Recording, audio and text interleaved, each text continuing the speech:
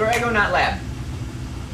Description for this lab: teams will construct rockets designed to carry an egg-o-naut. Your egg-o-naut is a raw, grade A, large chicken egg. And the object is to keep it aloft the greatest amount of time and return it to Earth without breaking the egg. As we go through the instructions today, I want you to realize that there are certain things with this lab that we're looking to do prior to actually doing the competition portion where we're launching the egg. All right? So I want you to be aware of that as we're going through these expectations. Construction. The construction process. Each rocket must be made out of a standard single 2-liter or we're just going to go with a 2-liter bottle. We aren't going to go any smaller bottles. So a 2-liter bottle. Number 2, no metal may be used. Number 3, no glue may be used. So that includes hot glue guns. The reason that we don't use hot glue is because if we put hot glue on the bottle itself, it melts and then it weakens the wall of the bottle.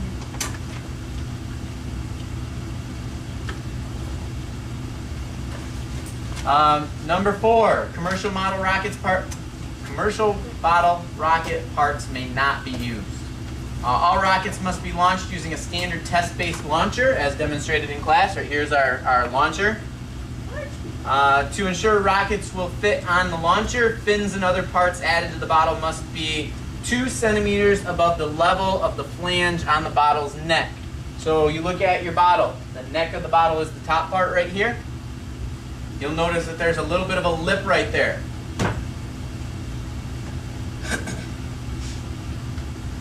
You cannot have any materials below that lip. So 2 centimeters above it is where everything has to come to. So if you're going to put like fins on it or whatever down here, you can't have the bottom of them hanging below 2 centimeters above that little lip. Reason being is when we go to put it on the launcher, the fins get in the way of the launcher and they start hitting things, and we don't want that happening. Okay?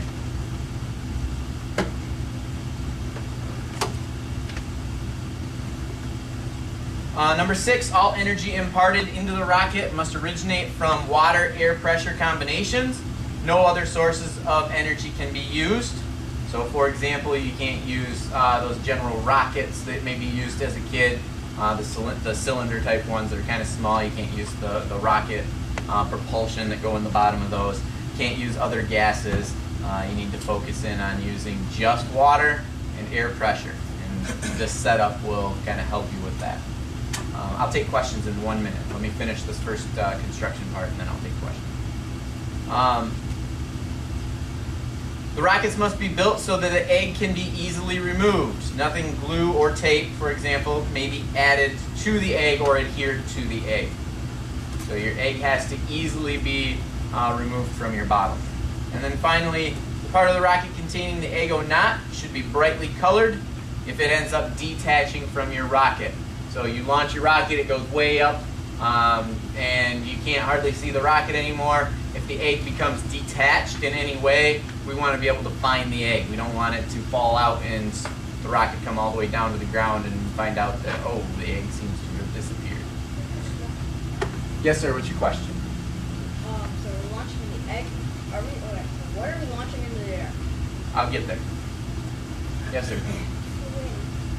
We're building a little rocket that's going to be propelled by air pressure, a little egg on it, and it has to come back down, and the egg has to fall back off, and it has to land on the ground. The egg does not have to fall back off. The egg can stay attached. If it does fall off, you want it brightly colored so that we can find it. Because if your rocket's going this way and your egg goes that way, and we don't see the egg go that way, we might go and look at the rocket and find out, well, where the heck did the egg go? It needs to be brightly colored so we saw it land over it. So we need to go up in the air as high as it can, and then drop back down without the egg. That is correct. We will get to the competition portion here in just a minute. Yes, sir. Hard-boiled egg or regular egg? Regular, raw, uncooked egg. But how's it not going to, like, How is it not going to crack? yeah, blow up? You need to construct a rocket that takes that into consideration. So, the rocket pop out? Yes, your rocket will be a pop out. let me finish with the description and everything, you guys, and then maybe it'll answer some of these questions. So hold on to your questions for a minute. When I get done, then let's talk about it. The lab and lab report.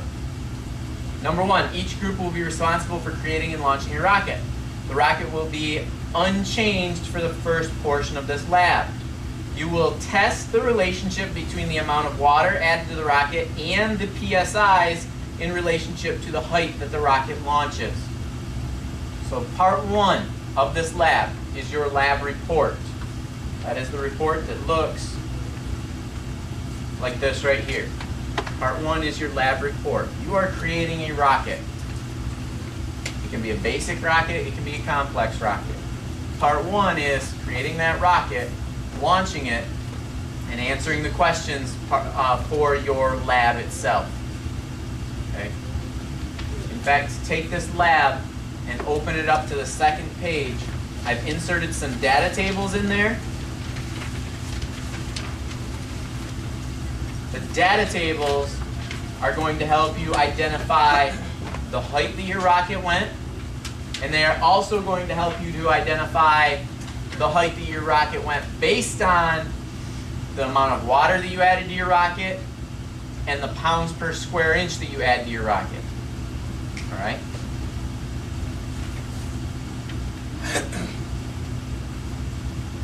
Number two, each launch will be recorded. This will require multiple trials. Number three, your lab report will identify the relationship between the amount of water, PSI, and the rocket's height. This will help you identify the amount of water and PSI that you will use for the competition portion. Remember that each rocket is different and your relationship may be different than other rockets. So please be aware that for you to say, well, my rocket is going to go 100 meters high because the group over there, they did 300 milliliters of water at 75 PSIs and they got 100 meters. Okay? That may not be the case with your rocket. Every rocket will be different. My experience is that every single rocket has a slight change to it. Okay? Number three. I just read number three. Number four. Complete the lab report and turn it in. Your lab report is your ticket into the competition. Your lab report must be complete and accurate to enter the competition. Otherwise, it will be returned to you for revisions. At this point, you will be given entry information into the competition. Your rocket may be altered in any way that you see appropriate within competition guidelines at that point. So your first rocket for the lab report, you create a rocket, you launch it, you test it based on what's in those data tables. And I'll come back to those in just a minute and explain how we're going to add the amount of water we're going to add to and add the PSIs and then measure the altitude of your rocket. Once you have completed the lab report and you've turned it in and I've said you have successfully completed this, you then will be given a competition ticket. That competition ticket allows you to enter the competition.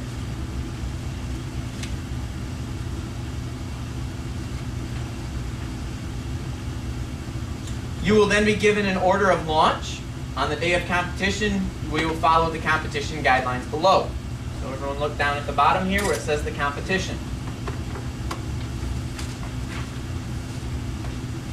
Number one, you must have been accepted into the competition through the completion of your lab report.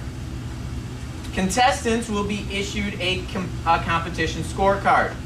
The card must be completely filled out for judging to take place on the day of competition. Number two, there's a maximum of 2 team members, and they are the same team members that you use for your lab report portion. Number three, each team will have one launch. You need to have one unbroken grade A egg. No, it may not be hard boiled.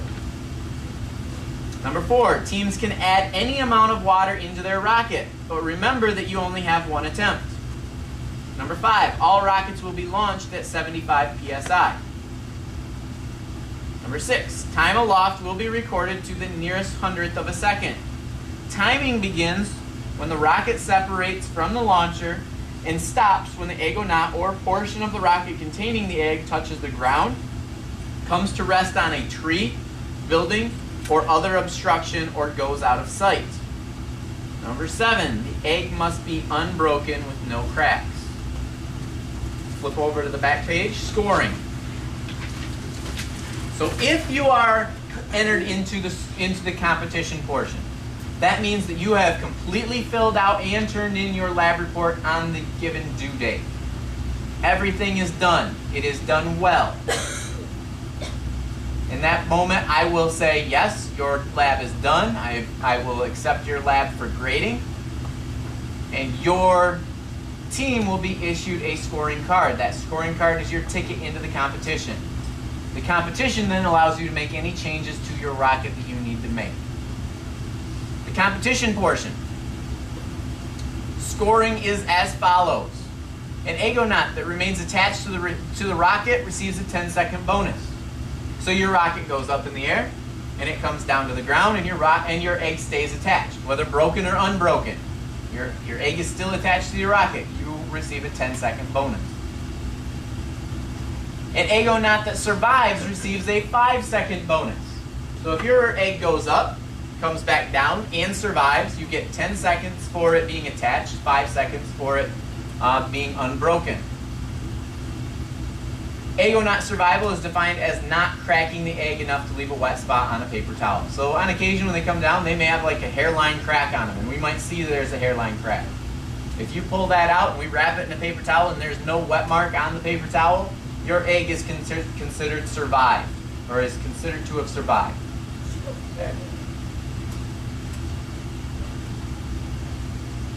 These 2 times will then be added to the total amount of time it takes for your rocket to leave the launcher, go up in the air to its highest point, and then touch the ground.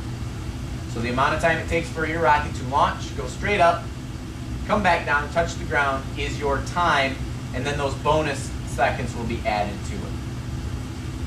Okay?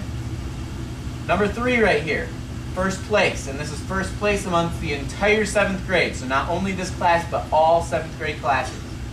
If you receive first place in the competition portion, you get 10 extra credit points on the next test. If you receive second place, it's 5 extra credit points on the next test. Third place is 3 extra credit points on the next test. Okay. If we have a tie for the same amount, then we can have more than one person or more than one group inside of a placement area. Okay. What are your questions? We'll start with Mr. Clayton, and we'll work through the 2 ladies. Is a team considered like a table or a whole? Repeat that one more time. Like our groups for the lab. Will it be a table, like our table, or our group? It will be your table. It will be the individual that you are sitting with. Okay. So finders on my group? Finders on your group. We'll figure that one out, okay? Yeah, same here. Yep, we'll figure it out. Alright. Yes, ma'am. Ms. Warren, did you have a question? Same question that he had? Okay. Okay, so what if, like, you turn in this for partner? Ooh, that is an excellent question. What if you turn in your lab but your partner doesn't? Each individual is responsible for their own lab report. The only thing you're working with your partner on is the construction of your rocket itself. Okay? You're not going to be marked down if your partner does not turn in their lab report. But you have to turn in one lab report in order to get entered into the competition. So if both people from your group don't really do anything on the lab report, then you aren't going to have a lab report to turn in to get entered into the competition. And you'll end up probably turning it in too late to get entered into the competition. And if, like, say the egg cracks, will you get marked down for that? If the egg cracks, will you get marked down for that? No, because that's just the competition portion. Okay. The competition portion is we're competing for some extra credit points on the test. So, like, the most important thing is the trial and stuff? Yes. The most important thing that you're getting graded on is that lab report for all of your trials, collecting your data, analyzing and concluding. Mr. Dillon has a question. Go ahead, Dylan. On like on the rockets, the usual ones that launch up. So hold on. Ladies and gentlemen, we're directing our attention to Mr. Denman because he has a very important question. Go ahead. I like the model rockets. Can you put like the parachute on it? On these ones, like make one. You may do whatever you want after you finish the lab report portion. You may make any changes to it, anything that you feel is appropriate. Just me. Okay, so like you know that bigger phone, are we allowed to put the egg in that? And then You can do anything to your rocket within the guidelines that are on here. No metal, no rocket parts, all that kind of stuff. are we allowed to use Um, the egg? As long as it's not adhered to the egg itself, you may use tape. Okay.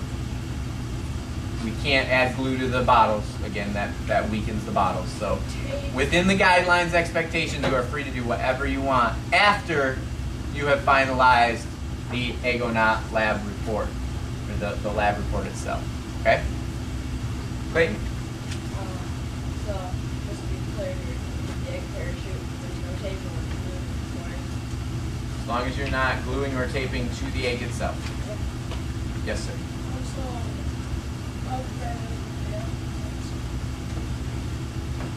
I haven't assigned you a partner yet.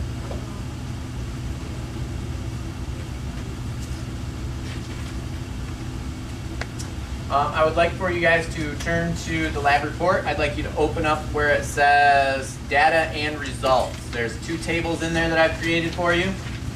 I'd like for everyone to look at those data tables. Let's start with the first data table that says launches 1 through 7, and then it has a bunch of blanks for degrees and meters.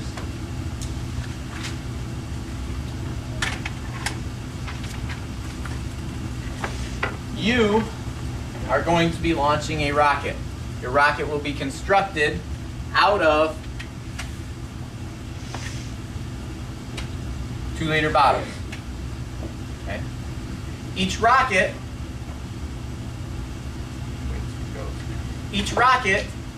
will then be launched. In order to correctly launch a rocket, there's going to be enough people inside of each class that we will want to use each of the 3 launching areas. So we will take and we will slide a rocket on there, and we need to push all the way down so it kind of snaps on. Like so. You will then have a pin. The pin slides in the 2 holes, and it goes all the way through and pops out the 2 holes on the back side.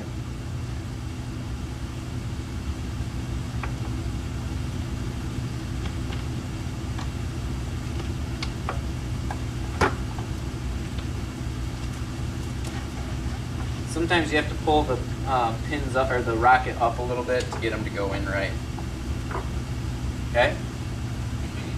You will then add a second rocket to it, and each of the rockets need to be on one of the launch pads. Okay? Because if I take my rocket and I put my rocket on here, and I start adding pressure to this rocket, and this one's open, all the pressure escapes through here. All right? So each one needs to be on. There needs to be 3 rockets on. If we only have 2 groups, where you're the last couple of groups that are going, then you'll put it on the first 2, shut the valve to the 3rd one, so air isn't escaping. Okay? Once you have all of your rockets on, I've got a compressor. I also have just a hand pump. The hand pump you'll just use, you'll increase pressure. You'll notice on the hand pump and on the automatic compressor that I have, there's a little gauge. The gauge will go up to the amount of PSI that you've added to your rocket. Prior to launching, each one of the valves will be closed. Closed is when the red valve, the top of it, is going the opposite direction of the line itself. So closed is the way that they're setting right now. So we close the valve. From there, I've taken the pressure and I've only put it inside this section, I've only put it in this section, I've only put it in this section. If I don't close the valve and I pull my string and the rocket launches off, it's going to steal the pressure from each of these other 2. Okay? So we've got to close the valve to keep each one self-contained. Okay? You will then sit down on the ground as low as you possibly can, and you will pull the pin out straight. Don't be up in the air standing up. First thing, that's not very safe. You will always have eye protection on when launching. Everyone will have eye protection on when launching. I did have a student at one point that got hit by a bottle. Luckily, he had his eye protection on. It came down and hit him right here. He ended up having to have some pretty major eye surgery over the course of about a 3-month period. It was just a weird accident that occurred. He had his eye protection on. He was protecting himself. He was following all precautions, and it was just one of those accidents that can happen. You will have eye protection on at all times. If you are outdoors where these rockets are being launched, eye protection will be on. No ifs, ands, or buts about it. So the pin, the pressure will be increased, your pin's in, you will go straight across from your rocket, and you will pull straight out. When you pull it out, the rocket will go up in the air. You will then have 3 people at 3 different locations. So if my rocket launcher is right here,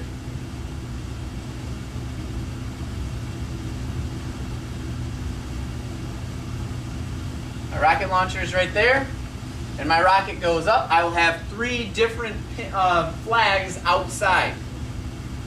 There'll be a flag here, a flag over in here, and a flag over in here. Those flags are 150 meters away from the rocket itself. Those individuals that are standing at the flags, this is the part where you will need some extra help from other groups.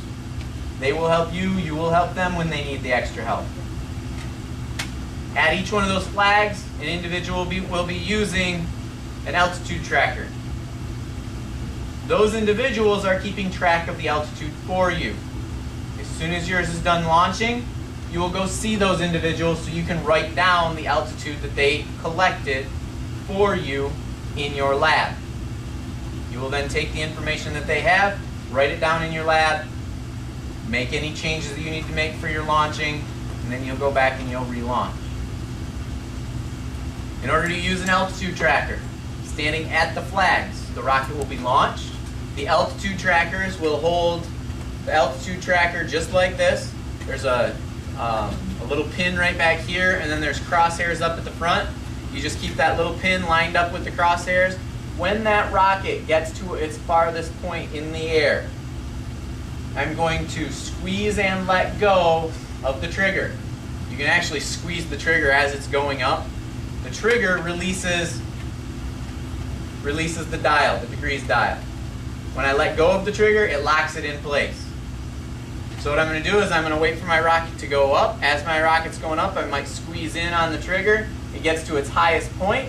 I let go of the trigger, and now it's locked in place. So I know the height that rocket went in degrees. So right now it's saying that rocket went, looks like about 25 degrees in the air. 25 degrees in the air equals out to, on this part right here, you'll see where it says altitude in meters, it equals out to being about 74 meters. So I would write the degrees down inside the degrees blank, and I would write down the meters in the meters blank. Why am I going to have 3 individuals at different points around that launch site taking measurements?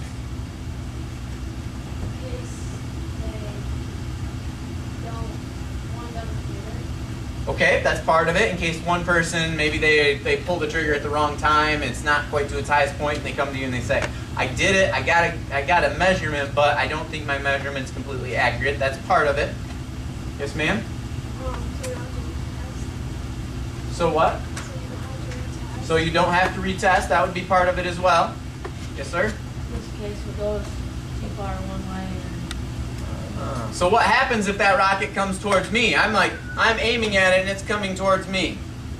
And it's coming, it flies right over top of me. And I'm like, okay, there's its highest point. Is that an accurate measurement? No. Why not? Because it's straight up going. Yes, ma'am. because it didn't really go in a straight line. I mean, it might have gone in a straight line. It might have gone in a straight line from the rocket right over top of my head, or from the launch pad right over my head. But it is still not an accurate representation of how high that rocket actually went. So in that case, if I'm like, oh, it went 90 degrees because it went right over top of me, that doesn't mean the rocket went up through, 359 meters. It didn't go that high. The other two individuals at the two other locations may have gotten a better estimate of where, or the height that rocket went, okay? And in that case, if it goes right over your head, you're probably going to discredit that piece of data, because that piece of data you know is incorrect, and you might make a note of it. This data is incorrect because the rocket went right over their head. So I will take the average between the other two so that then I know that it's more correct. Okay. Yes, sir? What if it flies so high and gets to the point where you can't see it anymore? I've only ever had that happen once. What if the rocket goes so high that you can't see it anymore? I've only ever had one individual had a rocket that went up that high, and even then, you can still kind of make it out just enough where you can still get a decent altitude on it. Nobody you know.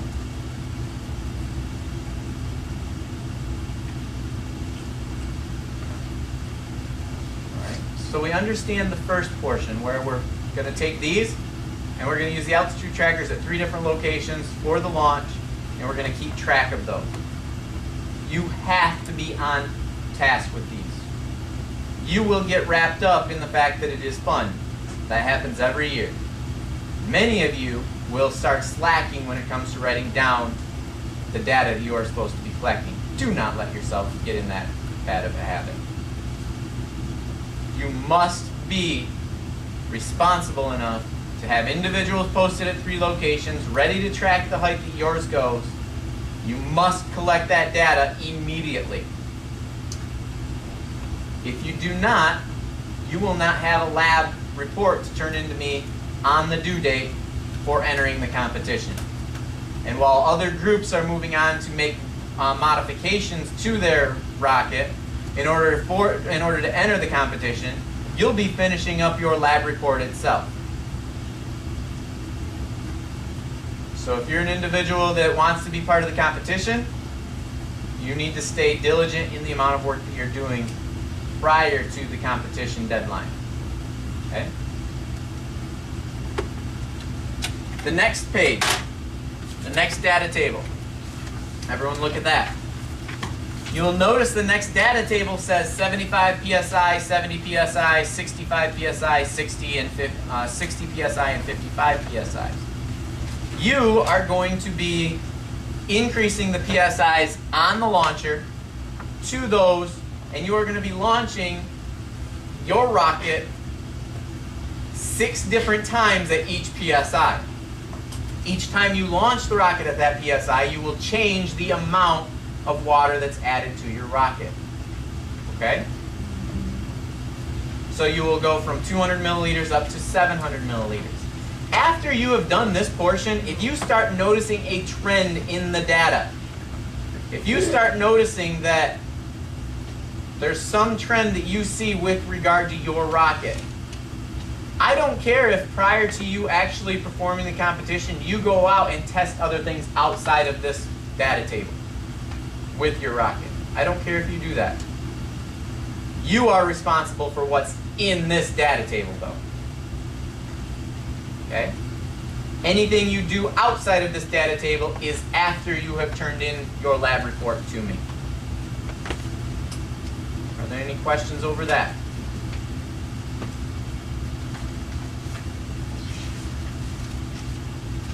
The next page has a graph. You're going to take the data that you collected in the data table, and you are going to graph it. Probably it's going to be a line graph. Might be a good thing for you to maybe add a little note right there right now, line graph.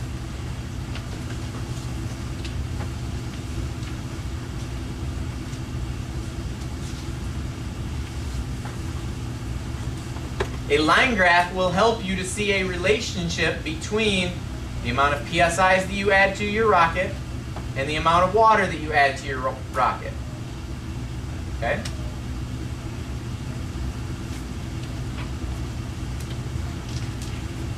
What are your questions? Yes, ma'am. So is there supposed to be like how many rockets are we supposed to make? You will only make one for the lab report itself.